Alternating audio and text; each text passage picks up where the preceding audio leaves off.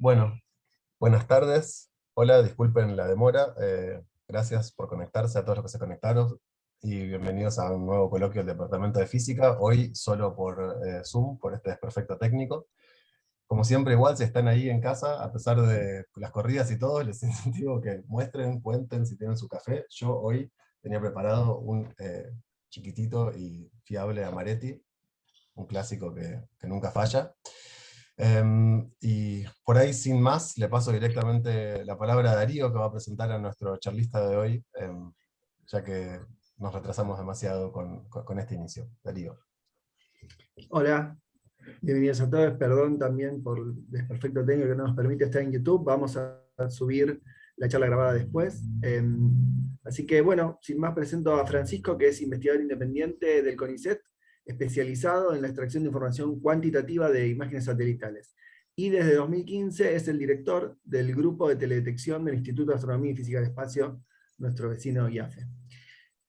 Bueno, en los últimos años, mediante el análisis de series de tiempo de imágenes satelitales, Francisco trabajó en la estimación de variables críticas del ciclo hidrológico y también en el cambio de uso de la tierra en áreas boscosas. Dentro de todas las opciones en las que trabaja, se especializó en dos áreas que son complementarias, que son los modelos de interacción electromagnética y la teoría de la probabilidad, inferencia bayesiana y machine learning. Todas las líneas de trabajo que Francisco desarrolló en los últimos 20 años, digamos, fueron elegidas de manera tal de ser complementarias con el Plan Espacial Nacional a través de convenios específicos de la Comisión Nacional de Actividades Espaciales, la CONAE. Participó también en el desarrollo conceptual, la calibración externa y la extracción de datos de las misiones CONAE, SAC-D, Aquarius, SAOCOM, SAR y SABIAMAR. Y bueno, justamente hoy nos viene a hablar de estas actividades, así que Francisco, muchas gracias por aceptar la invitación, perdona vos también por este retraso que tuvimos, y te escuchamos. Dale, bueno, no hay ningún problema, lo técnico siempre es así. Así que bueno, paso ya a presentar directamente, ya estamos atrasados, y les voy contando un poco de qué decidí charlar hoy. Ahí va. Dígame si se ve bien. Ahí se ve perfecto. Perfecto, bueno. De todos los temas, bueno, como les contaban un poco, yo en mi carrera la hice vinculado a la parte aeroespacial, en particular a la parte de utilización de los datos aeroespaciales, o sea, que genera la CONAE. Bueno, para todos los que no sepan, la CONAE es la Comisión Nacional de Actividades Espaciales, es un organismo del Estado y tiene una función específica que es está vinculada a todo lo que es el desarrollo aeroespacial y la utilización de esos datos. Entonces, nosotros queríamos ponernos como algo enfrente en la parte de la universidad que soporte o ayude o esté vinculado de alguna manera a esto. Y bueno, con mayor o menor éxito es lo que estuvimos haciendo estos últimos años. En esta charla les voy a contar del SAOCOM y un poco cómo se estiman estas variables y cómo varios aspectos de la interacción con la CONAE y lo que yo creo que puede llegar a ser un lugar razonable desde el sistema científico para interactuar con un organismo como este.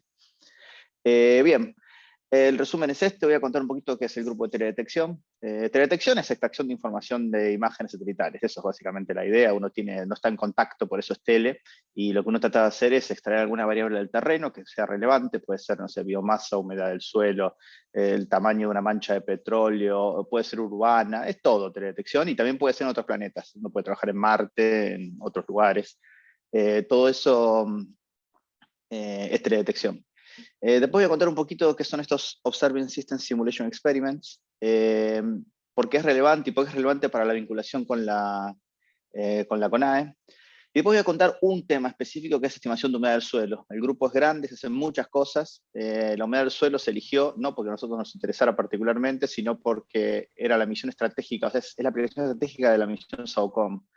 En principio las misiones argentinas se desarrollan de tal manera que se generen las cosas que la Argentina necesita. Entonces uno lo que hace es, se juntan, la idea es armar ciclos de información completos en el que se consensúan entre la CONAE, instituciones que pueden ser el INTA y muchas más, en el que se identifican necesidades de la Argentina y se trata de desarrollar el instrumento que resuelve ese problema. Por eso surge la humedad del suelo. Bueno, después les cuento cómo se resuelve esto, que son las bases físicas del problema de teledetección. Una manera de hacer inferencia, una es que uno tiene un modelo, que es un esquema bayesiano, un poco de cómo es el trabajo de campo y algunos resultados prometedores. Son más o menos 40 diapositivas. Algún curioso se dará cuenta que esta charla es muy similar a la que presenté en el IAF en agosto de 2020 y es porque es la misma. Así que, bueno, sépalo. Bien, el grupo de teledetección del IAF es muy grande, es grande, somos un montón de gente, y quizá lo característico que tiene es que es muy interdisciplinario. Esto tiene que ver con que, bueno, con que en realidad para hacer este problema, para resolver estos problemas, por ejemplo, si uno va a hacer detección en humedales, que trabajamos con gente del 3IA en UNSAM, por ejemplo, se requiere alguien que vaya al campo y que sepa del problema en sí mismo. Después se requieren muchos físicos para lo que es modelado, sobre todo modelo electromagnético, fuertemente microondas, pero también del óptico y del térmico. Tenemos computadores, hubo matemáticos en el grupo porque los problemas de scattering no son fáciles de resolver. Entonces hubo geólogos también dando vueltas. Es un grupo en el que como uno resuelve un problema final, en el que uno termina aplicando algo, el objeto de estudio tenés que tener un experto en el objeto de estudio, pero también en la parte de modelado. Por eso terminamos siendo toda esta cantidad de gente. Bien, vinculado a la misión SAOCOM, SAOCOM es el satélite más pesado, más grande que hizo la Argentina. La historia de la CONAE arranca en el 90 y pico, el primer director fue Saade. Y después, bueno, con su segundo director, que fue Conrado Baroto, se hizo más fierrera. Y los primeros desarrollos, el SAC-A y el SAC-B, que les pueden contar la gente del IAFE, se hicieron en el IAFE, los primeros. Y después, bueno, ya cuando la CONAE se hizo fuertemente fierrera y se conectó con INVAP, siguieron desarrollando el SAC-C, que era con un sistema óptico, el SAC de Aquarius, que fue vinculado con la NASA, que fue un gran logro porque la NASA apostó a una plataforma argentina desarrollada por INVAP para poner su instrumento, un instrumento desarrollado por ellos. Después tenemos el SAOCOM, que es este que estamos charlando, que tuvo el 1A y el 1B, y ahora está en desarrollo la misión Sabiamar, que era una misión con Argentina brasilera, pero ahora quedó solo Argentina. Bueno, ¿qué es el SAOCOM? Es un radar de apertura sintética que después les voy a contar, pero básicamente es un radar. O sea, lo que hace es emite potencia en microondas, esa potencia, el satélite está en órbita, esa potencia viaja, rebota en la superficie terrestre y vuelve. Bueno, como será una idea, de ida pierde como R cuadrado, de vuelta como R cuadrado, o sea, esto pierde mucha potencia y está muy lejos, así que se necesita mucha potencia en órbita, o sea, tiene unos grandes paneles solares para generar esa potencia de arriba, pero no hay manera no se puede conectar un alargue, así que es un gran desarrollo tecnológico. Para generar que un lóbulo de la antena, que el lóbulo no sea tan, digamos, tan grandote y ilumine toda la Tierra al mismo tiempo, la antena tiene que ser más bien grande. Esa antena grande no entra en una cofia de un cohete, así que se dobla sobre sí misma y se vuelve a abrir en órbita. Tiene problemas mecánicos, la antena vibra. Al vibrar la antena tiene modos de vibración que hace que el patrón de antena, que es la forma que tiene el haz de microondas que sale, cambie. Todo eso está estudiado y se generó. Y bueno, tiene grandes amplificadores de microondas que tienen que alimentar módulos, es una antena distribuida, o sea, tienen un montón de, quizá en la próxima diapo se ve mejor, tiene un montón de módulos independientes que se puede controlar su amplitud y su fase, hubo muchísima gente de CONADE laburando para que esto funcione bien, que funciona. Ahí se ve a la escala de becario, en realidad este pibe es un ingeniero, pero no importa, se ve en los grandes módulos y, bueno, y cómo se armó la antena. Eso se armó y se puso en órbita. Esto es importante recalcar porque no hay muchos países que desarrollen satélites y mucho menos saben que desarrollan satélites en microondas. Todo esto borda permanentemente con la tecnología más bien militar. O sea, siempre hay un problemita porque los radares se pueden usar para muchas cosas, no solo para humedad del suelo. Así que bueno, este fue el gran desarrollo. Bien, ¿qué es un radar de apertura sintética? Bueno, básicamente acá es un dibujito con un aerotransportado, pero no importa. Uno opera, primero cuando hace teledetección en la Tierra, uno opera en ventanas atmosféricas, o sea, en los lugares donde la atmósfera es más bien transparente, si uno quiere ver la Tierra. La gente que trabaja en atmósfera opera en los lugares donde se ve la atmósfera. Nosotros queremos ver la Tierra, así que trabajamos en ventanas atmosféricas. Y como notan, las microondas, hasta la altura del VHF, es bastante transparente la atmósfera. Así que es un buen lugar. Y la idea que es, bueno, emite un pulso, y acá viene lo maravilloso. En principio el patrón de antena en el terreno me da el orden de kilómetros, tengo 40, 50 kilómetros de tamaño, pero con un procesamiento de señales, de estos que les encantan a los ingenieros, yo puedo en una dirección específica, en la dirección que nosotros llamamos rango, que sería perpendicular al movimiento de la plataforma, podemos identificar los píxeles en función del tiempo en el que llegan. O sea, yo tiro un pulso y se va a venir esparcido en el tiempo porque tengo un montón de... va separado. Uno llega primero, uno llega después. Y en la otra dirección, la dirección paralela a la plataforma, como yo me estoy moviendo bastante rápido, tengo Doppler. O sea, si se fijan, la primera parte del footprint, o sea, sí, de la huella en el terreno del radar, la que viene de adelante se mueve hacia la plataforma y la que está atrás se mueve, o sea, está detrás de la plataforma. Uno tiene Doppler positivo, otro negativo. Entonces, con un montón de procesamiento de señales, se pueden identificar píxeles internos que tienen del orden de metros. Eso es súper interesante. O sea, yo aunque tenga una huella del radar con una antena que no sea tan buena, porque serían píxeles medio de 40 kilómetros que serían difíciles de utilizar, puedo tener alta resolución haciendo un procesamiento de señales. ¿Y qué es lo que obtengo? Bueno, obtengo la relación entre el campo eléctrico incidente y el campo eléctrico escateriado, que es la matriz de scattering, básicamente. Después puedo transformarlo en otra cosa, como matrices de coherencia, qué sé yo, pero básicamente es eso. En este caso del SOCOM es un radar polarimétrico. ¿Qué significa? Que emite en posición vertical y horizontal y recibe en vertical y horizontal. Eso tiene un costo hacer ingenierilmente. Es mucho más fácil hacer un radar de polarización simple. Se hace polarimétrico porque se supone que lo polarimétrico sirve para algo. Y ahí es donde entran los requerimientos de la misión, que es un poco lo que voy a charlar inicialmente. Bien, y una última cosa con respecto a algo general. ¿Qué es una misión como la satelital? Bueno, es lo que en inglés llaman un Mission Oriented Project. ¿Qué es básicamente un Mission Oriented Project? Es una cosa que se dice, bueno, mira, viene la gente del agro y dice, nosotros nos vendría re bien para estimar rindes y para estimar déficits y excesos de agua en la pampa húmeda, un sistema que mide humedad del suelo. Entonces, un grupo de gente decide que la mejor solución para eso es un radar y se empieza a discutir qué condiciones tiene que cumplir ese radar para que le sirvan al usuario final. El usuario final en este caso sería el agro, ponele. Entonces, un Mission Oriented Project está definido así, o sea, hay una problemática y se desarrolla algo para resolver esa problemática. Y en este contexto se hacen desarrollos súper experimentales, porque se mide humedad del suelo, en el terreno, se hacen experimentos, pero también son cosas muy teóricas, porque bueno, hay que resolver problemas súper teóricos de scattering y hay que resolverlos, porque se requieren para hacer inferencia. Después vamos. Ahí arrancó de vuelta. Adelante. Bien, entonces, ¿qué es lo importante? Lo importante es que se requiere, vamos a ver, modelos de interacción entre la superficie del terreno, en el caso del SOCOM es muy importante, y la radiación electromagnética, que pueden ser medios muy complejos. El suelo, sí, quizás el más simple, pero uno tiene bosque, agricultura, océano, glaciares. Para cada lugar que uno quiera hacer inferencia, tiene que tener un modelo de interacción que es súper importante. Y después, ¿qué requiere? Unos sistemas de satelitales de calidad, o sea, uno necesita un radar que mida bien y que esté bien calibrado y un montón de cosas, y después recursos humanos, que ese es el otro tema. Necesitamos gente que se pare en una temática específica, por ejemplo, si quieren monitorear salares, bueno, tiene que ser un experto en salar, que sepa un poco de teledetección y que vincule con la gente que hace un modelo, de manera de desarrollar lo que nosotros llamamos una aplicación. ¿Qué es una aplicación?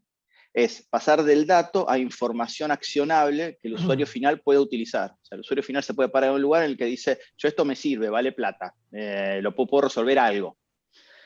Bien, es importante nombrar la oferta académica que tiene la CONAE, que se ocupó de algunos niveles del tema de recursos humanos, tiene una maestría en aplicación de información espacial en la FAMAF, vinculada con la FAMAF, una de instrumentos satelitales y uno de tecnología satelital. Bueno, esta gente hace una maestría de 2 años, es en general para ingenieros que son egresados, pero en ambiental puede haber gente de otros lados.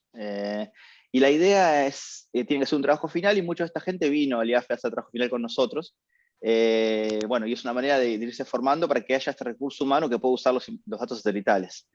Y la otra oferta académica es la ingeniería espacial que generó UNSAM, que generó CONAE en UNSAM. Y hay un instituto UNSAM CONAE, que está allá en el polo, en UNSAM, que digamos, la idea de esta gente es que hagan ser expertos en hacer las cosas para los satélites. Bueno, entonces CONAE tiene su pata que sería más bien fierrera y una pata modelista, en el que trata de resolver este tipo de problemas.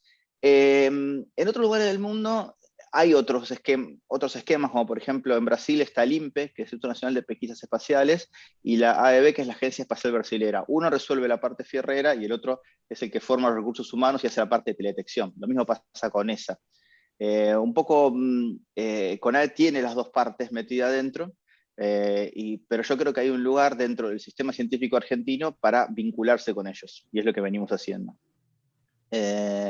Bueno, acá es un poco de qué manera nos vinculamos. En general son convenios, son stands, que son, para el que no conoce, servicios técnicos de alto nivel, y la idea es esa, es financiar recursos humanos, trabajo de campo, lo que sea, hacer prototipos, y para vincularse con la CONAE y resolver las problemáticas que ellos, por un motivo o por otro, prefieren tener un feedback del sistema académico.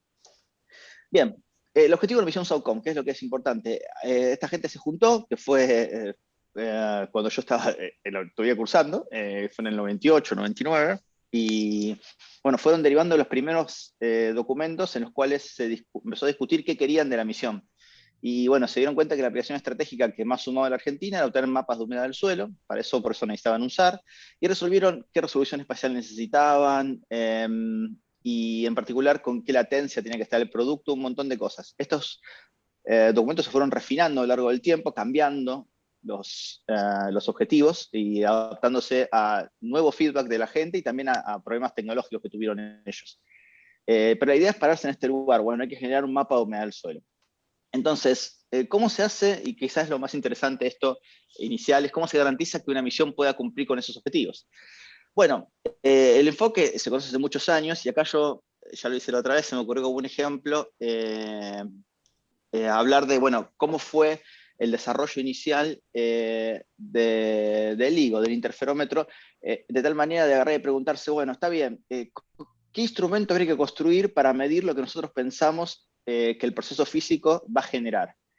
Entonces, uno se para en dónde. Agarra y dice, bueno, yo tengo la física que conozco, y la física que conozco, hago la cuenta, y me dice, mira, yo tengo una manera de calcular, tengo un modelo que me va a decir, dado este proceso físico, qué observable yo espero medir en el terreno, qué magnitud tiene.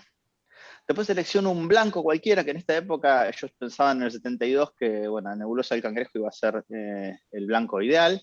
Y bueno, entonces tenían un montón de parámetros, como la frecuencia de rotación, un montón de cosas a la distancia, y con eso calcularon la señal que esperaban medir acá. Entonces tenían una idea inicial de cuánto iba a ser el delta L sobre L medido en la Tierra, que ese es el punto más importante. Entonces dijeron, bueno, yo tengo que medir algo que mida esto. Entonces, ¿qué hicieron? Hicieron lo que llaman un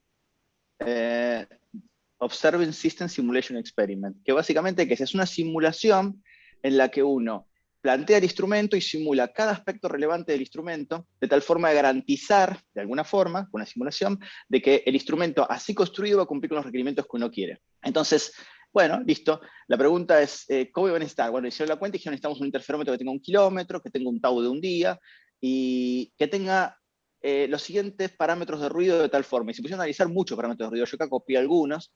Por ejemplo, ruidos de fase en el láser, ruidos térmicos, ruidos mecánicos asociados al ruido térmico, después presión de radiación, ruido sísmico, ruidos vinculados al gradiente térmico en el radiómetro, porque en el interferómetro, porque era muy largo, tiene 1 kilómetro, ruidos vinculados a rayos cósmicos, al gradiente gravitatorio, que cambia G de una punta a la otra, al cambios en el campo eléctrico magnético, y todo eso se los estimaron. Entonces se fijaron cómo tiene que ser el instrumento para lidiar con todos estos ruidos y al mismo tiempo cumplir con el requerimiento. Esta es la idea de un OSI, y este debería ser el punto de partida de cualquier misión satelital. Como construir algo que va en órbita es caro y es complicado, y los ingenieros necesitan requerimientos, necesitan que uno les diga, yo necesito medir con tanto ruido. Entonces ellos desarrollan algo vinculado a eso, pero necesitan esas entradas permanentemente. Y a veces un tipo de ruido y otro no son intercambiables, uno prefiere una cosa y otra. Vamos a ver un ejemplo después de esto. ¿Cómo funciona este mismo esquema, volviendo ahora a la teledetección? Bueno, nosotros hacemos lo mismo. Partimos de la superficie terrestre, y por ejemplo en el caso de humedad del suelo tenemos algún modelito dinámico del terreno, en el cual te va simulando cómo cambia la humedad del suelo, simula que entra agua, sale agua, es consumido por las plantas, se evapora, etc. Ese modelo mucho nos importa, existe, pero ese modelo que hacemos, con un modelo de scattering, tomamos como entrada la humedad del suelo, que está vinculada con la constante eléctrica, las características de rugosidad del terreno, por ejemplo, la rugosidad superficial, el tipo de arado, etcétera, etcétera, si hay vegetación o no. Ese lo metemos en el modelo de scattering y tenemos el equivalente a lo que sería una imagen de radar sintética. Esa imagen de radar sintética la pasamos por un modelo del instrumento. Entonces, ¿qué decimos? Este instrumento, como es imperfecto, comete errores, le mete ruido, mezcla las polarizaciones, hace cosas del estilo, como hace cualquier instrumento de verdad, y llegamos a, en vez de la variable simulada sin instrumento, una variable simulada con el efecto del instrumento. Y ahí simulamos el proceso de inversión. Entonces, ¿qué decimos? Cuando tenemos un esquema de inferencia, invertimos esto y comparamos, que es en el grafiquito del medio acá, comparamos la variable inicial que yo puse a la entrada de este esquema con la variable invertida, que pasó por el modelo directo, por el modelo orbital y por el modelo inverso. Bueno, ¿para qué hacemos todo esto? Bueno, nos permite integrar todas las fuentes de error y todos los modelos que se van a usar en un único marco conceptual. O sea, en una gran simulación metemos todo. Todas las hipótesis que tienen ellos, por ejemplo, viene el edafólogo y te dice, no, para mí, la relación entre humedad del suelo y constante eléctrica depende de la textura del suelo, que es la cantidad de arcilla, arena. Bueno, pongámoslo acá adentro, pongamos en ese modelo. Y vemos al final el impacto de eso, de esas hipótesis, en el error.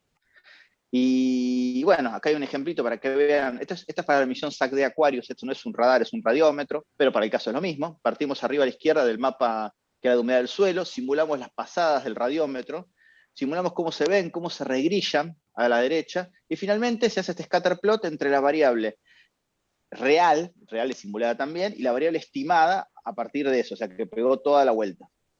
¿Qué es lo interesante de estos procesos? Bueno, quizá lo más interesante es que permiten, es el gráfico de abajo, que es calcular, por ejemplo, en este caso es el root mean square error de la humedad del suelo, que la humedad del suelo se mide en esa dimensional, en centímetros cúbicos o centímetros cúbicos.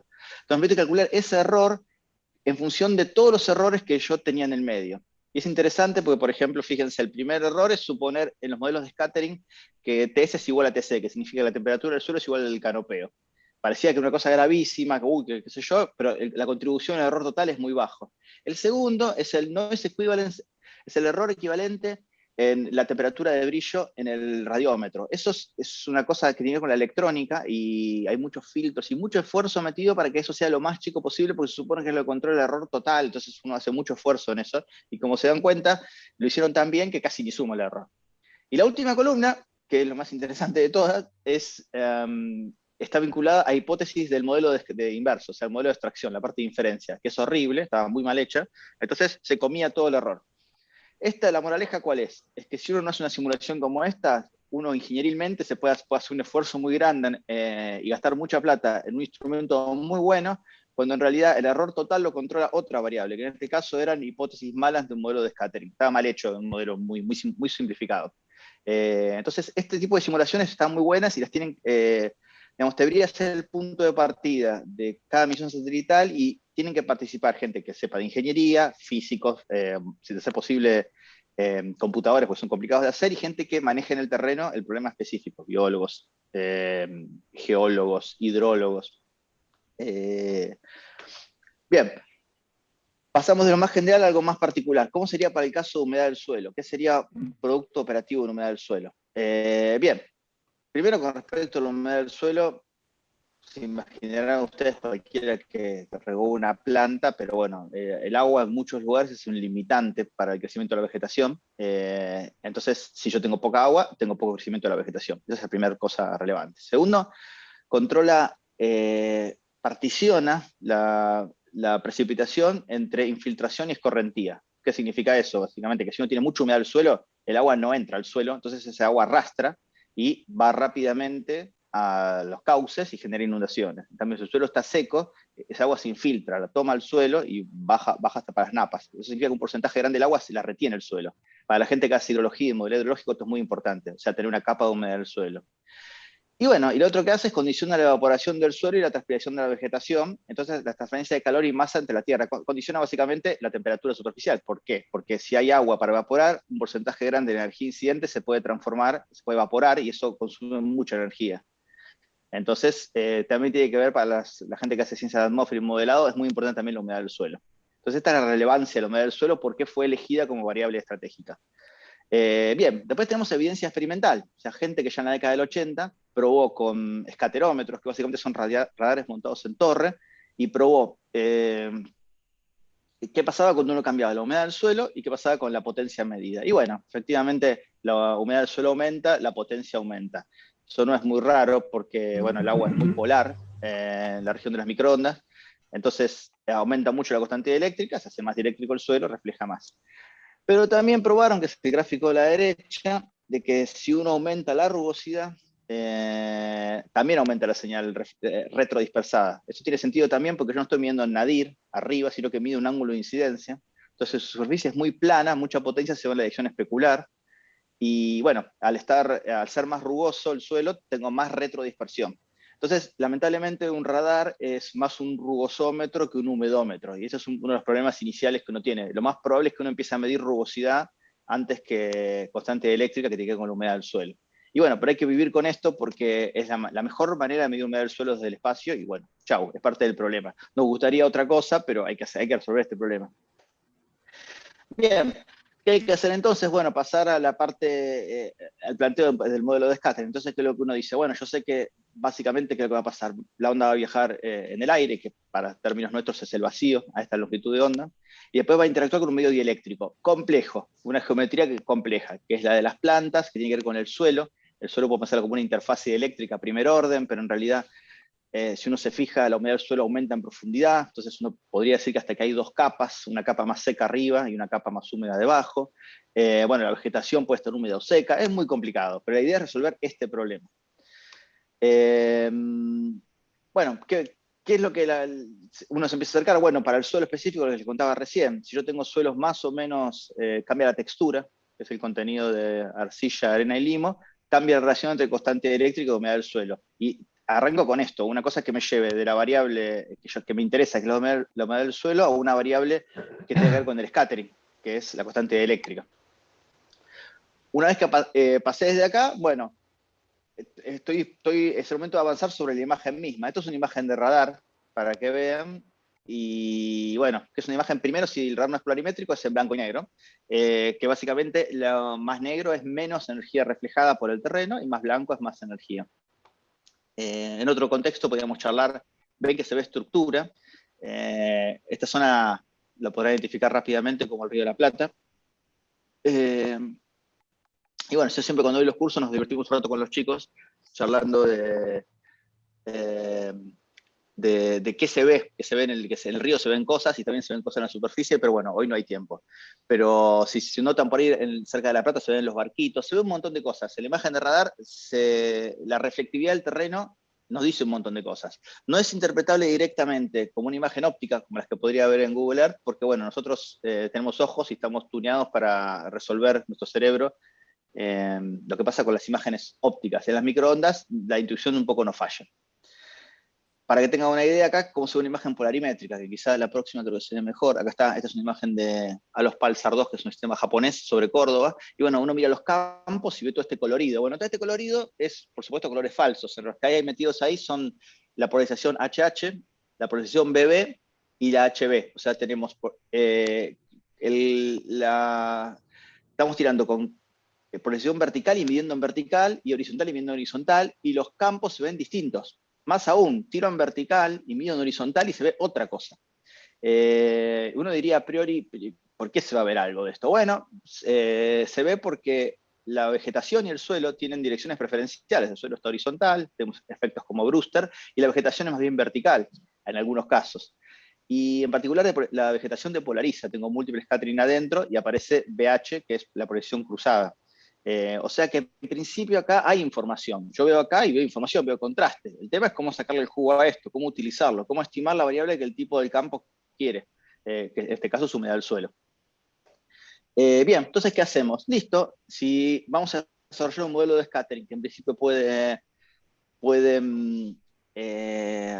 explicar los datos medidos, que significa toma como entrada las variables del terreno de interés y las de no interés, pero las que controlan el scattering, y me produce como salida el coeficiente de backscattering, que es lo que yo mido con el radar. Lo que aplico es un esquema bayesiano. Agarro y digo, bueno, la probabilidad de una humedad del suelo, una rugosidad dado 3 mediciones, es, bueno, calculo el likelihood y tengo todo. Esto, por supuesto, no es inversible porque los modelos de scattering son muy complicados, pero lo hacemos con Markov-Chain Monte Carlo y chau. Calculamos la media, varianzas, todo lo que se necesita para ver si esto está andando bien. Bueno, ¿cuál es el efecto en la práctica para alguno que no vio algo bayesiano? Bueno, yo tengo el likelihood, que puede tener la forma como el de la izquierda, en el que ahí se ve la humedad del suelo y la rugosidad en el eje X y la humedad del suelo en el eje Y. ¿Y qué me dice? Bueno, para la observación que vos tenés, cualquiera de todos estos es posible. El punto del medio es el más probable, el MAP, pero en realidad tengo hasta cierta varianza. Ahora, si yo tengo información a priori, que me dice, por ejemplo, que la rugosidad no puede ser cualquiera, entonces mi posterior, que es el producto punto a punto de las dos, me queda más finito, lo cual está buenísimo. Entonces alguien puede preguntarse, bueno, ¿pero dónde tengo información a priori? Porque la humedad del suelo es la que yo quiero estimar, claramente mucho no sé. Pero de la rugosidad, ¿dónde puedo sacar? Bueno, y después les voy a mostrar que sí se puede, y por qué. Bien, con respecto a los modelos de scattering, es toda una gran familia de modelos en los que el grupo es muy activo, que trabaja principalmente Mariano Franco, también con Esteban Calceta, estuvo en su momento Oscar Bruno metido, Martín Mas. Y la idea es que es resolver, es dar una geometría dada, o sea, yo tengo un problema geométrico, después lo que tengo es, tengo una constante eléctrica arriba, abajo, en el medio, tengo un conjunto de capas y hay que resolver el scattering de eso. Hay que decir cuánto va a ser el cociente de backscattering para una geometría dada de observación. Bueno, está esto y hay otro montón de modelos más. Bien, y con respecto a la información a priori, que charlábamos antes, ¿qué tiene interesante quizá el suelo de agricultura? Que la humedad del suelo es muy variable y dinámicamente. Llueve, aumenta, pega 2 días de sol, se seca. En cambio, la rugosidad depende en principio del manejo del suelo. Entonces el grupo en su momento desarrolló un perfilómetro láser para medir la rugosidad superficial del suelo y se desarrollaron cosas como esta, que es muy interesante, que es entre la altura de RMS del suelo y la longitud de correlación. En realidad, en el suelo de agricultura no puede haber cualquier tipo de altura RMS ni longitud de correlación, porque depende de las propiedades mecánicas del suelo. Vamos a imaginarnos que si es un suelo muy alto, con longitud de correlación muy pequeña, se parte, porque mecánicamente se parte, y entonces tenemos que tienen que cumplir entre ellos una relación, y si el suelo es de siembra directa, una relación muy específica. Entonces ahí nos brinda información a priori que nos permite poner un constraint sobre la estimación satelital. Ahí es el valor importantísimo del trabajo de campo. Después, eventualmente uno plantea este esquema que incluye modelo de scattering, información a priori medida antes, y bueno, datos de radar de entrada más modelo de inferencia, y que hay que seguir al campo y validarlo. Entonces, bueno, hacíamos campañas cuando pasan los satélites, que pasan no todo el tiempo, o sea, no es como las películas que hay un satélite todos los minutos arriba, sino que tiene un periodo de un repeat pass, y uno planea las campañas de ese momento y mira lo que hay que medir. En este caso estamos midiendo humedad del suelo con un sacabocado para sufrir, pero si no, a la derecha hay una sonda dieléctrica que también mide más o menos lo mismo. Entonces uno valida.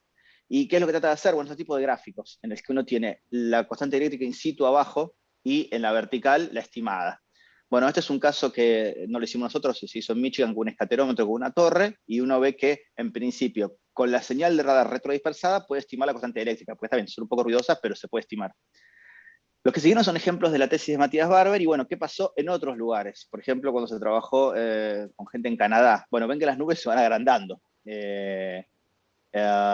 ¿Por qué pasa esto? Voy a charlar un poquito más. Bueno, porque por un montón de cosas. Primero, las observaciones son más ruidosas, el trabajo de campo en este caso era de menos calidad, pero aparte el modelo de scattering estaba sobresimplificado. En realidad, nosotros planteamos que era una única interfaz eléctrica y es más complicado que esto.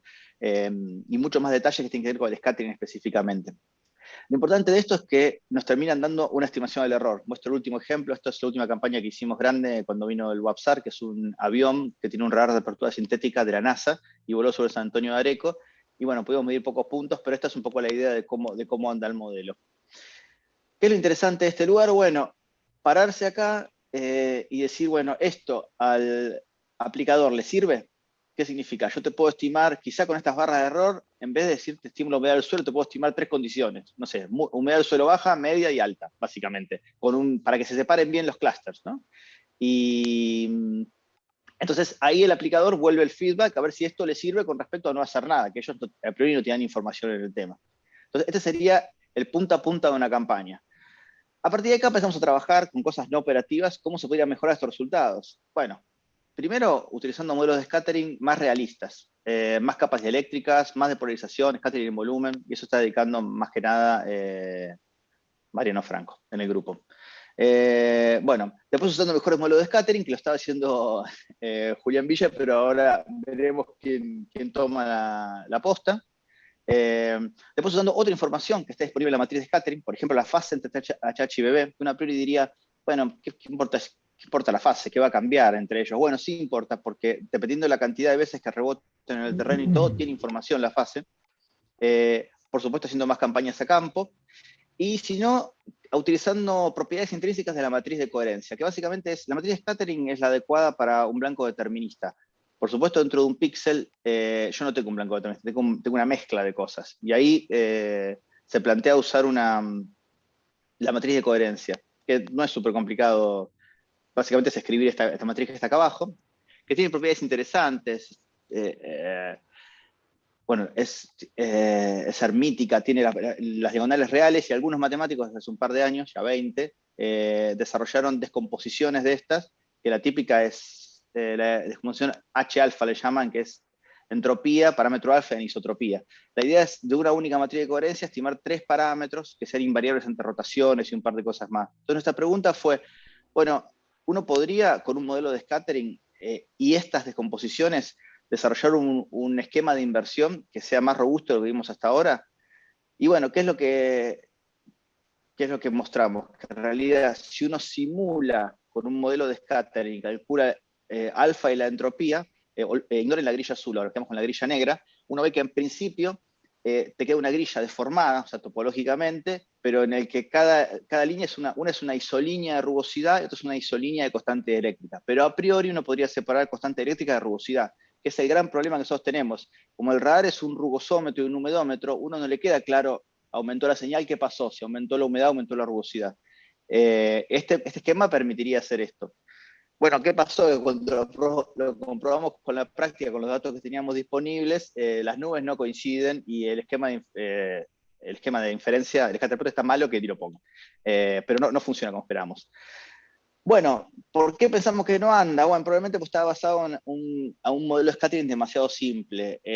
Teníamos HVs demasiado bajos, lo cual implica que no estábamos modelando bien de depolarización. Y bueno, estamos avanzando en esta dirección.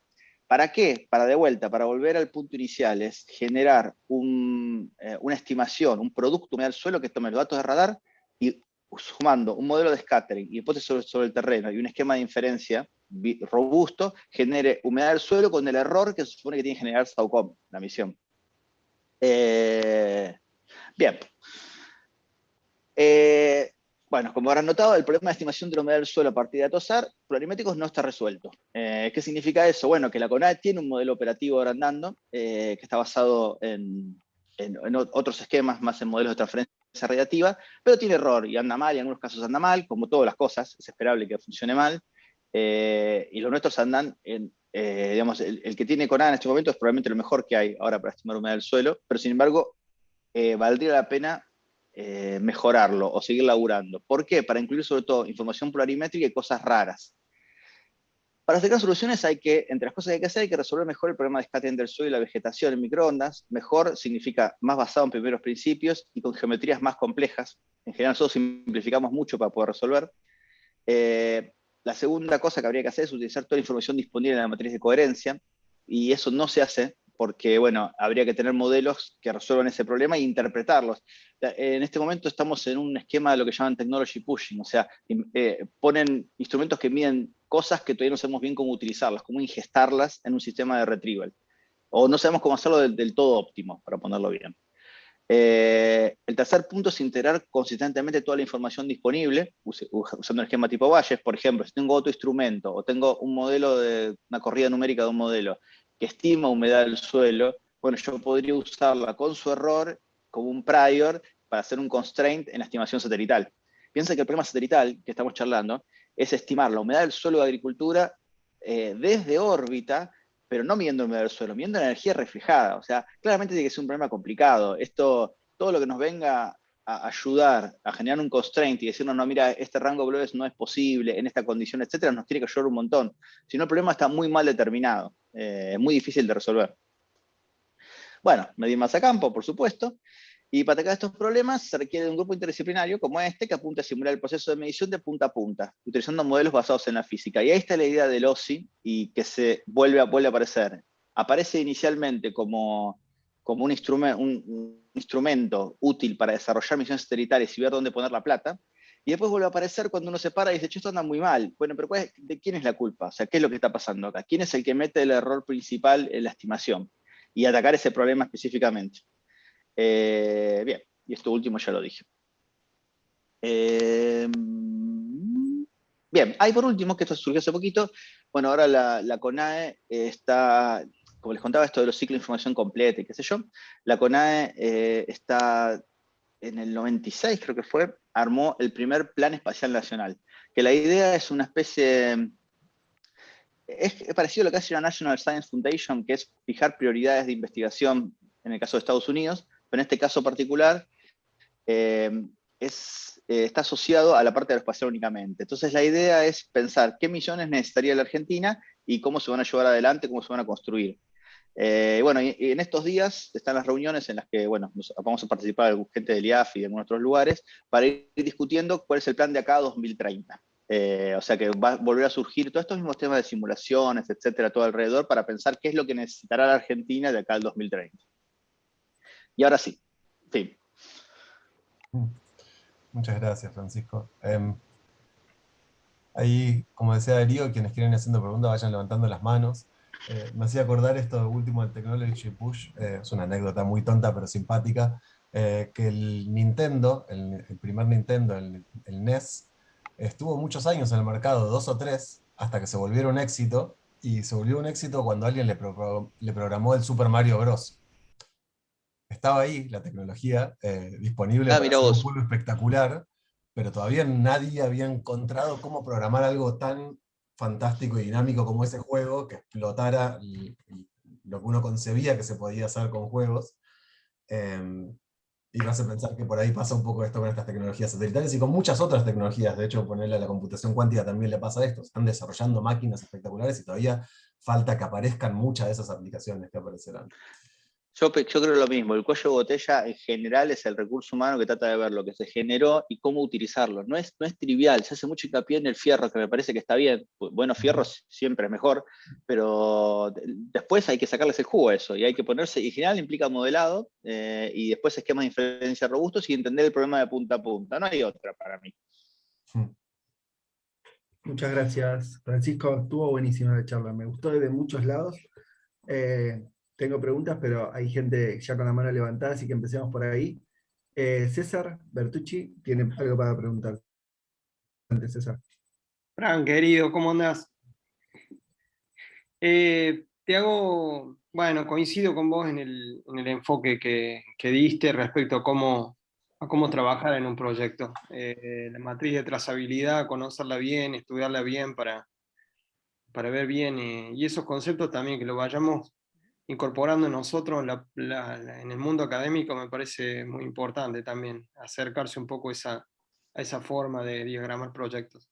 Dicho esto, la pregunta concreta es, sabemos que hay datos reprocesados de SOCOM disponibles. ¿Cómo puede ayudar al laburo que están haciendo ustedes estos datos reprocesados? Mira, en principio, esto es para llamas de la cocina, el radar. Los radares, como yo les contaba, en realidad lo que hace el radar es tira pulsos y los recibe y los guarda, ¿entiendes? Y eso se llaman datos crudos. Y vos mirás eso, no se entiende nada. Eso hay que enfocar esos datos crudos y los enfoca un procesador SAR. Ese procesador tiene parámetros, por ejemplo, de la geometría terrestre, de la órbita, etcétera, y con esos parámetros trata de generar la mejor imagen posible. Bueno, el dato preprocesado es ese dato. ¿Qué pasa? A veces usa un procesador de una versión y después descubre un error o lo pueden optimizar y generan otra nueva versión de los datos de radar. A mí particularmente no me afecta mucho en tanto y en cuanto digamos, la calidad de la imagen se mantenga. ¿Nosotros qué parámetros nos complican? Lo que llaman el noise equivalent sigma 0, que básicamente es el ruido total sumado de todas las fuentes por píxel, los patrones de antena, y dos parámetros que se llaman desbalance y crosstalk, que básicamente ¿qué es lo que hacen? El desbalance me dicen la diferencia entre HH y BB, o sea, es el cociente que debería dar 1 y a veces da 1 o no, y el crosstalk es por decisión H que se mete en mi canal B sin querer. Eso pasa mucho en las antenas. Así que si mientras eso esté controlado, no nos cambia para nada. Gracias. Silvina, adelante. Bueno, muchas gracias, muy interesante la charla. Te quería preguntar en relación ahora a este plan nuevo 2030 y a tu experiencia previa, por lo que dijiste medio al final que falta, por ejemplo, tener más un modelo mejor de cómo es el scattering de microondas sobre la vegetación o ese tipo de cosas para poder interpretar. Si para vos tendría sentido cambiarse, irse de las microondas, si hay otros rangos en donde hay teoría más desarrollada, mejor, o por qué se elige las microondas, o si la volverías a elegir, no lo sé. Es una pregunta excelente que tiene, digamos, ramificaciones históricas, políticas, que tiene que ver con la génesis del SAOCOM mismo y con por qué se eligió un radar de apertura sintética. Para que tengas una idea, humedad del suelo, hay gente que plantea estimarlo en el óptico, porque el suelo mojado es más marrón, si uno se fija, que el suelo seco. No funciona súper bien, pero hay gente que inclusive plantea, para hacer una idea, usando rayos gamma. O sea, hay sondas de neutrones, porque cuando el suelo está más húmedo, vos lo que tenés más cantidad de agua, entonces cambia o sea, vos tenés más o menos medición de rayos gamma sobre el suelo. Hay sondas de neutrones que se usan para medir suelo. O sea, uno podría pensar instrumentos en casi cualquier longitud de onda. Las microondas lo que tienen es, digamos, ¿qué es lo que hay? Hay una sobreabundancia de datos en el óptico. O sea, casi todo lo que se hace en el óptico porque es más fácil de interpretar. Y mucha gente en Argentina hizo lobby para que lo que la Argentina necesitaba es otro sistema en el óptico, pero tuneado para nosotros. Esa es una respuesta súper válida. La verdad que hay mucho más usuarios en el óptico y bueno, y se usarían más fácil las imágenes. Las imágenes de radar requieren todo esto que yo dije, el modelo de scattering, todo que hace que sean difíciles de digerir. Yo creo que el esquema de la CONAE se basó más en posicionarse en un nicho, el nicho del radar, que es mucho más pequeño, donde Argentina tenía algo de expertise previa y hicieron esa apuesta. Entonces ahora, habiendo desarrollado los sistemas, hay un know-how. Entonces fue una apuesta que, bueno, la idea es explotarla ahora, por eso plantean satélites más pequeños con radar o lo que llaman el companion satellite, que sería poner en una órbita paralela otro sistema más pequeño y medir en el biestático, que hay mucha más potencia y aparte de otra información. Yo trabajé mucho en microondas, eso le tiene un cariño, pero la verdad como es problemática para muchas cosas. Y lo otro que tiene que es complementario al óptico.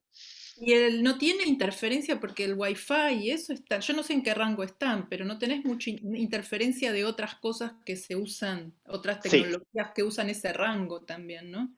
Mira, esto está a 1.2 GHz, es lo que es banda L. La banda prohibida es 1.41-42, que es la que usan los radiómetros, que se usa también para radioastronomía, para la ultrafina del hidrógeno. Esto está corrido de esa banda, y como es un sistema activo, en principio esto genera mucha potencia, entonces pisoteamos las demás señales del Wi-Fi y todo y no pasa nada. Pero los radiómetros que operan en la banda que se supone que está protegida, está lleno de RFI, o sea que es interferencia en radiofrecuencia, o sea, tiene un montón de problemas, sobre todo sobre China, que hacen un quilombo terrible y no se ve nada, o sea, se ve todo pero supongo que no deben querer que se vea China, ¿o no? Es probable, pero un radiómetro tiene un píxel de 40 kilómetros, 50, yo no sé qué podés ver, aparte de la emisividad del terreno a 50 kilómetros, pero en Europa también hay problemas de RFI, nadie respeta las bandas. Microondas tiene problemas, lo que tiene es que es información ortogonal óptico. ¿Qué significa? Vos haces en el óptico, ves por ejemplo un bosque, y hiciste todo igual. Y mirás la imagen de radar y no es igual, porque como tenés longitud de ondas de 20 centímetros, penetra en el canopeo, ves debajo, ves estructura. Entonces hay otra cosa que si en el óptico no la verías. Y ni hablar cuando es polarimétrico, o sea, ves muchas más cosas. ¿Cuál es el problema? Que en principio esa información está disponible, pero hoy por hoy, ¿cómo usarla en todos los blancos disponibles? O sea, hay gente que trabaja, por ejemplo, en Antártida, diferenciando nieve seca de nieve húmeda, por ejemplo. Yo no sabía ni que existían dos tipos de nieve, pero hay. Y entonces, eso usa información polarimétrica. Bueno, pero necesitas un experto en el tema de nieve, que se ponga a agarrar datos de radar y se ponga a hacer todo el trabajo de ver cómo se usa el radar en ese contexto. Hace poco Matías publicó un dato en salares. Bueno, yo no sabía nada de salares y radar, pero hay gente que trabaja en ese tema. Nosotros trabajamos en bosque, en agricultura, trabajamos monitoreando derrames de petróleo y estimando el tamaño y el espesor del derrame de petróleo con imágenes de radar. Pero cada uno es un nicho específico que requiere su propio modelo de scattering, su propia expertise en el terreno, qué sé yo. Bueno, pero Eso sería el un poco el programa desplegado. 2030 va a seguir un poco en microondas, parece, ¿no? Es como la historia. No creo. Ah, No creo. No creo porque la misión que viene ahora es la Sabiamar, que es argentino-brasilera, que es un radiómetro en el óptico. Es un radiómetro multiespectral, en principio, que va a tener 30 bandas que arrancan del óptico, infrarrojo cercano y infrarrojo medio.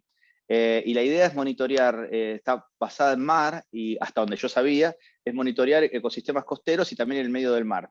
Vinculado al plan Pampa Azul, no sé si le suena el nombre, que es un plan muy grande que está vinculado a tratar de sacarle valor agregado a la plataforma continental. Así que Sademar venía por ese lado. Algo de microondas van a seguir haciendo, capaz, pero había hincapié en eso. ok, bueno, muchas gracias, es muy interesante. No hay por qué. Francisco, aprovecho para hacerte una pregunta mientras Cristian, que tenía una pregunta para hacerte, me confirma si puede abrir micrófono y preguntar. La pregunta que a mí me surge es que vos nos mostraste cómo en el modelado anterior la mayor contribución venía justamente de ahí, ¿no? Que los instrumentos estaban bien, pero que el modelado no era tan bueno y claramente eso es lo que había que mejorar. Después nos mostraste cómo, a diferencia de Luciana, me encantó esto de ir a buscar al terreno el prior, ¿no? Eso de ir a medir la rugosidad para darle un prior. Pero me quedé con la siguiente intriga, y es ese likelihood que usás como prior depende también de la humedad, ¿no? Porque justamente está en el posterior. Entiendo Sí. bien hasta ahí. Entonces, Sí. para la humedad sí usás un prior, y la pregunta que tenía para hacerte, si ensayaron diferentes prior para la parte de humedad, no de la del terreno, y entender qué impacto tiene eso en la incerteza del posterior, para poder decir cómo es ahora la nueva barra, ¿no? Cómo mejoraron esa Claro. barra que tenías. Mira, los esquemas más conservadores no usamos prior para la humedad del suelo, porque con la humedad del suelo sabemos que tiene un rango. Hay un punto que se llama punto de marchitez permanente, que es un punto del suelo. El agua puede estar libre en los poros o alguna está ligada químicamente. Esa agua ligada químicamente, para sacarla tienes que meterla en un horno y calentarla, o sea que no va a bajar ese número, que es cerca del 4%. Y después es un número de saturación, que es cuando se llenan todos los poros. Y ahí más de eso no vas a tener, que es cerca del 40-50%, depende del tipo de suelo. Entonces, el único predio que ponemos es un uniforme entre esos dos valores y chau, o sea, no suponemos nada.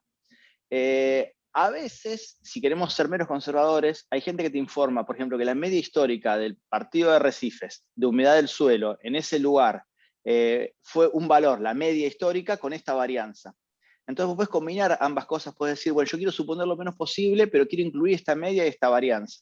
Pero no quiero decir que es normal. Entonces se puede usar lo que se llaman distribuciones de máxima entropía, que básicamente le decís, bueno, tengo esta media, tengo esta varianza, y bueno, para el caso de algo acotado, terminando una beta, por ejemplo, una distribución beta. Entonces incluimos eso. Que en realidad incluís información, pero la beta es distinta de normal, pero tampoco es tan distinta. O sea, le das un poquito más de peso a los valores centrales, pero nada más. Pero todo nos suma a nosotros, porque todo acota esto. El lugar para pararse es que estimar la humedad del suelo desde órbita, midiendo la reflectividad de microondas, es un problema complicado. Entonces, si bien quizás es la mejor solución, porque de otra forma en la Argentina, que es un país gigante, y no tiene redes in situ de medición, porque ese es otro problema. Si vos vivieras en Luxemburgo, no haces esto. O sea, este es un problema de que nadie sabe qué pasa en un montón de lugares. Hay redes de medición que son privadas, las tienen generalmente los grandes grupos sojeros en zona núcleo, entonces no tenemos acceso a nosotros. Entonces ahora están desarrollando, hay todo un esfuerzo de poner mediciones in situ, pero Argentina es muy grande, es un país muy grande. Entonces ahí es donde uno dice, bueno, me fumo todas estas cosas. Y con este prior uniforme que me decís, ¿cuánto menor es ahora la contribución de los modelos respecto a lo que era cuando no usaban inferencia bayesiana? Bien, depende del tipo de modelo que usamos. En general sigue siendo dominante, pero es la mitad de lo que era antes, más o menos. Okay. Pero sigue siendo dominante. ¿Qué significa? Que el esfuerzo hay que seguir poniéndolo en el modelado. Nosotros charlamos mucho con los ingenieros, que ellos, bueno, por supuesto tienen un bias hacia el fierro, ¿viste? Entonces hacer algo mejor. El problema que hay es que cuando vos tenés medios muy complejos como el nuestro, es muy complejo geométricamente un cultivo, aunque sea plantado, ni hablar de un bosque nativo, ¿no? Entonces, vos terminás simplificando, yo hice mi tesis, en vez de cilindros normales, cilindros infinitos, porque era más fácil, porque sale más fácil. Las superficies aradas en realidad son anisotrópicas. Yo no tengo, para una dirección donde pasa de grado, tengo una rugosidad y después tengo otra para otro lado. Y nosotros no podemos modelar todo eso de manera analítica y empezamos a simplificar. Entonces el peso sigue estando ahí. Entonces siempre mi speech es que conviene más invertir en becarios que invertir en mejor hacer instrumentos en este momento, porque se necesita gente que modele más para toda la variedad de blancos que lo quieren usar, porque si quieren usar sobre un montón de superficie, sería mucho más fácil un instrumento que labure sobre un blanco solo. Entonces ahí le pondríamos todos los cañones para el mismo lado. Excelente, gracias. Cristian, ¿querés ver de abrir el micrófono? Hola, no sé si me escuchan. Te escuchamos. Sí, mi pregunta es la siguiente, muy, muy interesante, muy bueno el trabajo, felicitaciones. Lo mío es puramente experimental, voy una vez por mes a la montaña y hago mediciones de consumo en la banda de 11 GHz. Mi sorpresa fue que al pasar por un cauce, por un arroyo, el consumo en vez de aumentar, disminuía. Mi pregunta es si no pensaron en combinar el consumo de la antena de radar con la medición que están recibiendo, porque eso creo... Sí. ¿Consumo de qué medís? El consumo de la potencia que estás emitiendo. Nosotros tenemos un radar por impedancia de camino óptico, o sea, nosotros no recibimos de vuelta ningún reflejo, nosotros medimos el consumo de la antena y con eso tenemos interpretación de lo que hay adelante, digamos. Pero ¿ustedes generan potencia o solamente miden potencia reflejada? Nosotros no medimos potencia reflejada, nosotros medimos la potencia del emisor. Perfecto. O sea, lo que hacen es como cambia la impedancia, o sea, es como tener un Impedancia óptica capacitor. del medio. Sí. Claro, le metes un dieléctrico en el medio y te va a cambiar en el coso. Perfecto.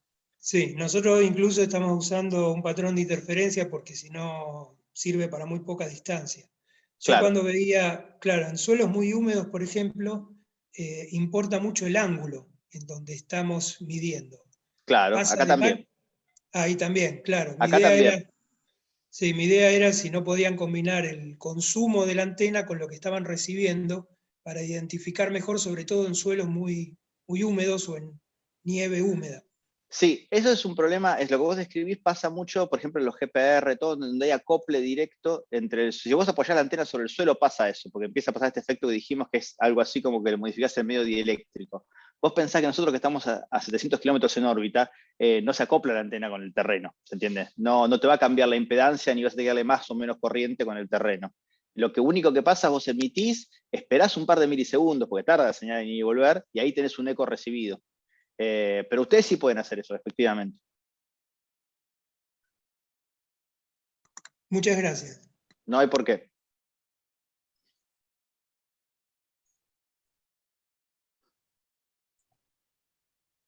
Francisco, te hago una pregunta yo mientras por ahí alguien más hace otra pregunta. Mencionaste en una de las respuestas justamente que ponerle era difícil medir o que había otras redes privadas de medición en grandes grupos ojeros y demás. ¿Y ellos son consumidores también de estos datos? ¿O quiénes son hoy en día los principales consumidores? ¿Cómo se...? Supongo que no es lo que hacen ustedes, pero por ahí puedes contarnos un poco de cómo termina esa red de producción de información y la demanda del otro lado. ¿En qué estado Bueno, en estamos? principio están los que pidieron esto, que se pidió hace un montón de años, hace como 15 años, y después tenés los que realmente los consumen. Yo en la práctica sé que los organismos gubernamentales consumen, por ejemplo, INTA, el Instituto de Clima y Agua, un montón de institutos específicos que tienen, por ejemplo, como tarea monitorear sequías, o sea, excesos y déficit de agua. A esa gente les interesa. También conozco hidrólogos que hacen monitoreo de cuencas, que usan la capa húmeda del suelo como entrada, para ver la precipitación que tiene, cuántos otros forman en escorrentía. Esa gente también lo usa. Lo cierto es que no está del todo articulado, o sea, se está trabajando justo en eso, en llegar al usuario final. ¿Por qué pasa esto? Porque también del lado del usuario final ellos tienen sus propias metodologías, su propia cosmovisión, sobre todo sobre cómo laburan. Por ejemplo, nosotros trabajamos con agrónomos que para estimar la humedad del suelo agarran la tierra y la mueven así y se fijan cómo se rompe y dicen, sí, le falta agua, qué sé yo. Ni miden ni in situ, ¿se entiende? Eso es un problema mucho más grande que tiene que ver con que en general el agro en particular digamos, podía usar mucho más herramientas de las que usa. Y acá en Argentina, depende de las zonas de déficit son, por ejemplo, en el oeste de la provincia de Buenos Aires, La Pampa, ahí sí que hay problemas de agua, ellos tienen mucho más tuneadas las cosas. En otros lugares que sobra, no se preocupan mucho por esto. En su momento ARBA usaba no para humedad del suelo, pero usaba para tratar de estimar la producción de papa en el sur de Mar del Plata y Tandil, que es la zona papera, para tratar de corroborar esos datos con lo que se declaraba en blanco de papa y para tratar de facturar. ARBA, viste, es la de los impuestos. O sea, lo que requiere es, para poder hacer todas estas cosas, es recurso humano calificado. O sea, alguien que agarre y te diga, no, esto se hace de esta forma. Y que en el caso particular de radar requiere estas cositas, o sea, requiere todos estos ingredientes que yo conté. Un modelo de scattering, un modelo de inferencia, e ir al campo a medir y ver qué es lo que afecta al señal de radar. Nosotros en su momento hasta lo que hacíamos era reflectores de efecto esquina, que se llaman corner reflectors, que son blancos de calibración, o sea, hacíamos nuestra propia calibración del radar orbital, con un punto blanco brillante que genera un patrón de interferencia para chequear que lo que decían que estaba bien estuviera bien, ¿se entiende? Entonces, ese es el gran desafío, es conectar, transformar en valor agregado la imagen satelital que está colgado de todos los desarrollos. Si uno no logra eso, es como que el desarrollo no se justificaría económicamente.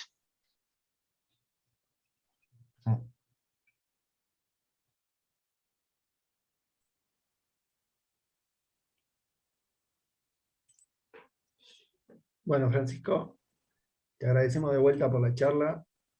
Muy buena charla. Mucha gente acá me está diciendo, bueno, ya podés ver el chat, gente que dice lo mismo. Y bueno, sin más, si estás ahí, Cristian, tenés para anunciar el próximo coloquio, ¿no? Sí, acá estoy.